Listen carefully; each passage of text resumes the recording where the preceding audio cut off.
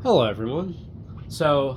This is, I guess, kind of continuing the series of fans that I am giving a post 10-year service on for one of my friends. This one is another fan that I custom built 10 plus years ago.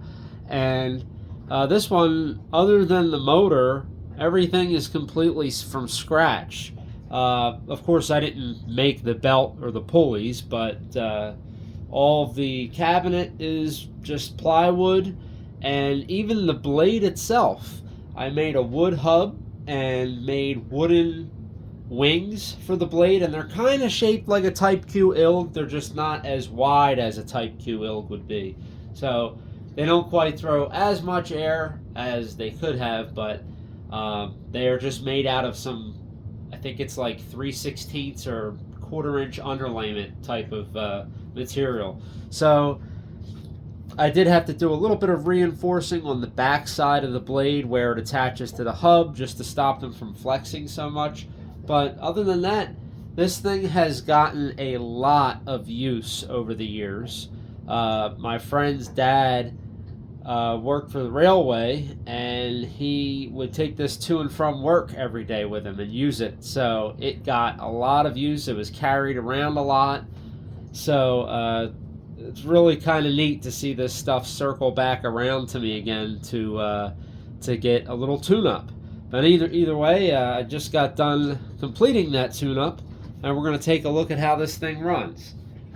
So this has a. It used to be a split phase motor, and it's kind of funny. I say used to. It has now been converted to a PSC.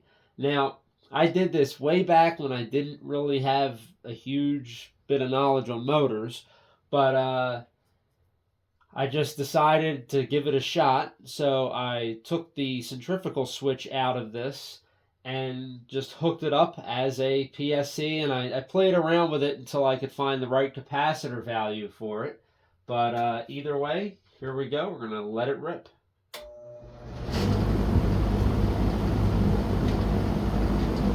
I did try to make it a variable speed, but it didn't really work that well because if I turn the dial,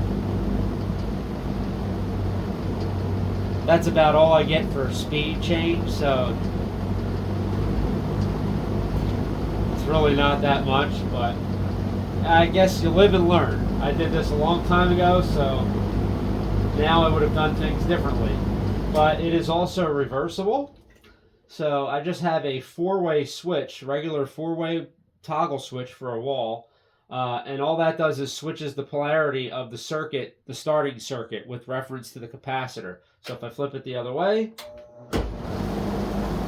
now we are going in reverse.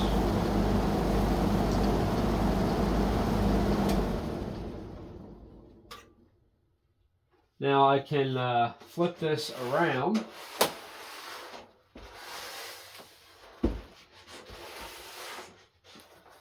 And you can kind of see from the other side here, I just made these kind of wooden struts that go across, and there's a wood hub, and I do have ball bearings pressed into there.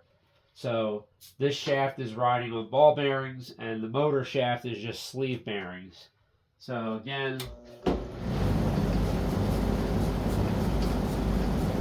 there it runs on full speed.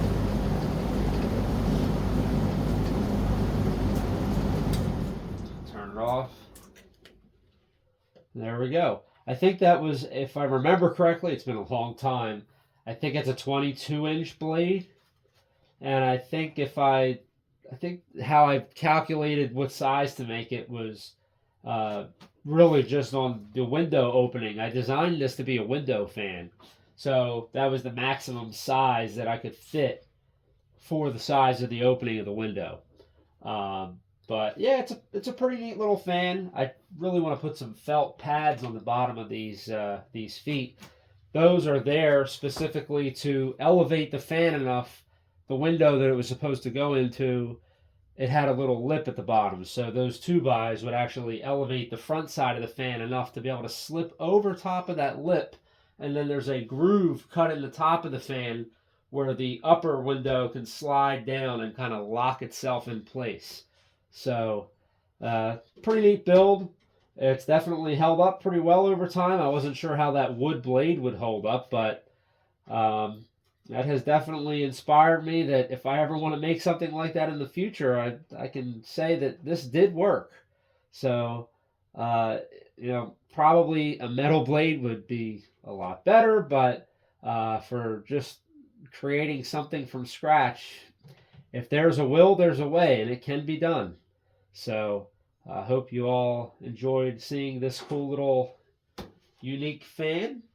And if you haven't done so already, please like and subscribe and have a fantastic day.